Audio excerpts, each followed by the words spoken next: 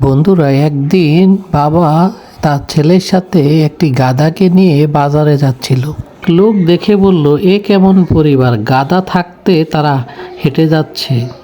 লোকটির কথা শুনে বাবা তার ছেলেকে গাধার পিঠে বসিয়ে এবার নিজে হেঁটে যাচ্ছে। এটা দেখে আরেক লোক বলল, এ কেমন ছেলে, নিজে গাধার পিঠে উঠেছে আর বৃদ্ধ বাবা হেঁটে যাচ্ছে।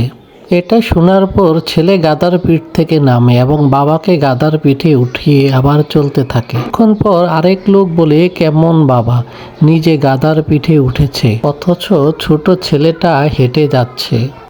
এবার দুজনই গাধার পিঠে উঠেছে। এক পথচারী দেখে বলল, এ কেমন নির্দয় মানুষ, গাধাটার কথা একবারও ভাবল না।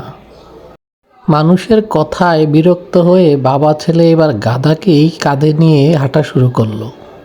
সবাই হা হা করে হাসতে শুরু করলো। এই গল্প থেকে আমরা কি শিক্ষা লাভ করলাম? অন্যের বুদ্ধিতে চলতে গেলে তোমাকে হাসির পাত্র হতে হবে।